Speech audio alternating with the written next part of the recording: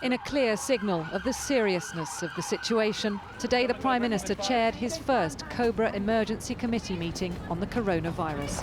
Doing a great job. Taking the right action. Officers doing the right thing. Ministers and medical experts arriving to finalise Britain's so-called battle plan. Spread diseases, keep it in your handkerchief. Afterwards, the PM said everyone can get on with their daily lives with confidence in the government's preparations.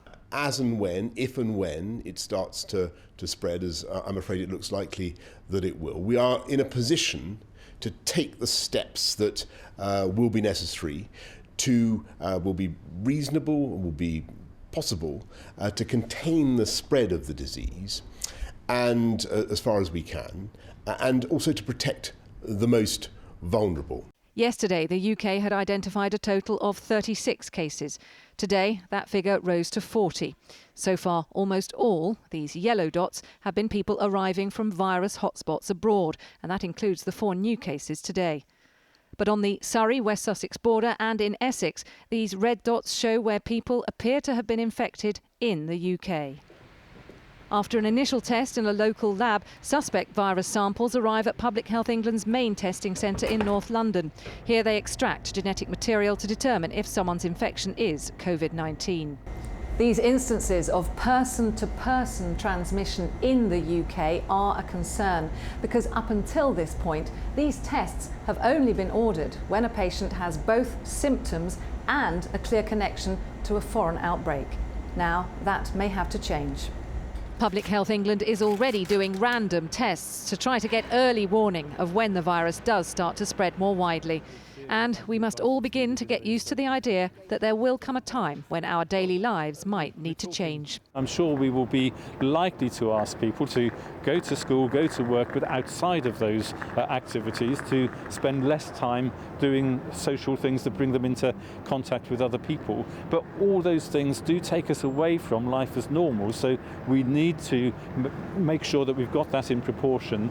Their plan decided, ministers dispersed to start putting it into action this afternoon. The details it contains will be published tomorrow.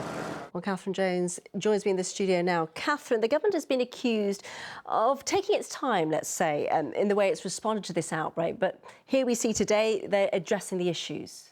Well, yes, I think it's more the case that the outbreak itself has developed. We've reached a point now where widespread infection is not here yet, but it does appear to be around the corner. And so rightly, it has become the government's top priority and their preparations must go up a gear. But also they must communicate that shift in focus, I think. And what is that change? It's that this is no longer about stopping it at the borders. This is the kind of stories we've been running for weeks now, with quarantines and whatever.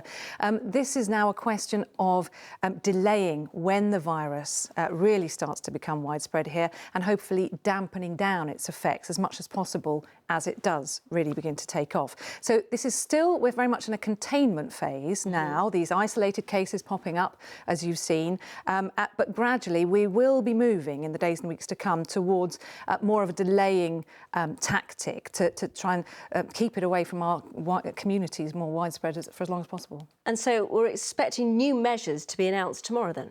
Yes, I think some will be some quite practical advice, for example, with detailed advice for more at-risk groups and the kind of people who might care for the vulnerable. And then there will be some measures, I suppose some contingency measures, you might say, that will sound quite disruptive and quite scary, to be frank. But I think what we must bear in mind is we may not get to those points. That's really important to remember. These are things the government is saying might happen if we get to a certain stage. It's not certain.